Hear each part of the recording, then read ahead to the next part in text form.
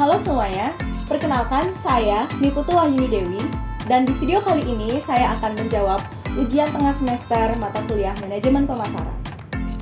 Langsung saja. Nomor 1, jelaskan konsep inti dari pemasaran. Konsep inti pemasaran punya beberapa bagian. Yang pertama adalah kebutuhan, keinginan, dan permintaan.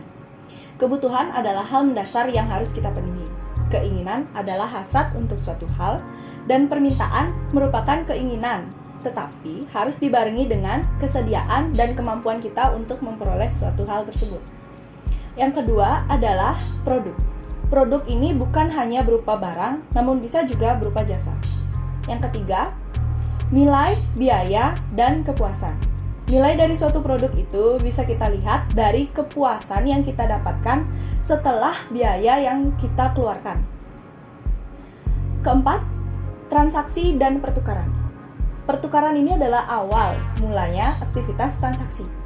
Maksudnya, pertukaran kalau zaman dulu itu barter, barang ditukar sama barang. Nah, kalau sekarang menjadi jual beli menggunakan alat tukar juga, yaitu uang. Yang kelima adalah hubungan dan jaringan. Seorang pemasar itu wajib memelihara hubungan baik dengan berbagai pihak. Nah, kalau jaringan itu adalah pihak-pihak pendukung yang bisa juga kita dapatkan sebagai hasil dari membangun hubungan dengan orang-orang tadi.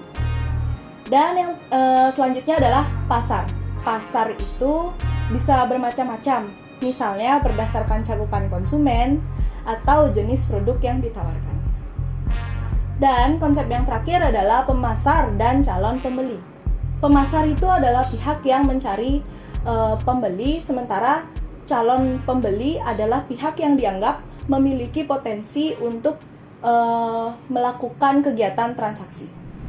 Pertanyaan nomor 2. Jelaskan apa yang dimaksud dengan rencana jangka panjang dan rencana strategik.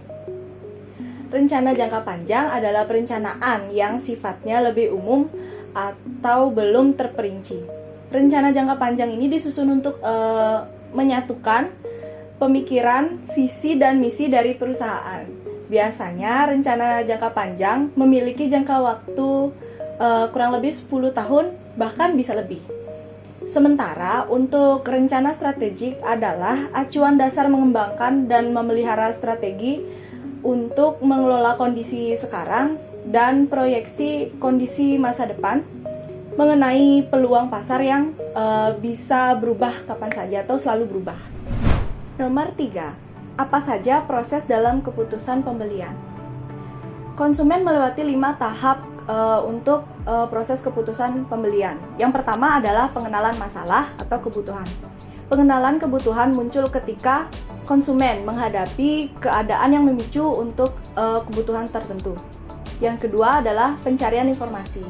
Pencarian informasi ini terjadi ketika konsumen menganggap kebutuhan tersebut bisa dipenuhi dengan membeli atau mengkonsumsi suatu produk.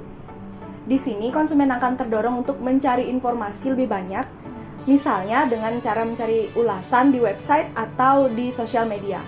Yang ketiga adalah evaluasi alternatif. Dari informasi yang digali sebelumnya itu, konsumen mengevaluasi pilihan produk dan merek, manfaat, atau bahkan keunggulan-keunggulan lainnya, yang kemudian ke tahap keempat, yaitu keputusan pembelian.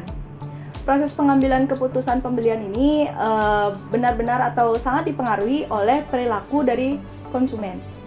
Setelah referensinya cukup, konsumen akan mengambil keputusan yang mana akhirnya akan dibeli dengan memilih salah satu di antara alternatif yang dia punya. Nomor 4. Mengapa suatu bisnis memerlukan riset pemasaran terlebih dahulu? Jadi singkatnya, karena dengan riset pemasaran, kita bisa tahu siapa target pasar kita, apa sih yang dibutuhkan pasar atau masyarakat sekarang. Dengan riset pemasaran, kita juga tahu pesaing yang kita hadapi, peluang pasar kita di suatu daerah, dan kualitas serta harga yang diharapkan oleh konsumen kita. Nah, dengan riset pemasaran, kita juga bisa tahu strategi pemasaran seperti apa yang cocok untuk kita terapkan untuk memasarkan produk yang kita punya. Jadi, sekian dari saya. Terima kasih.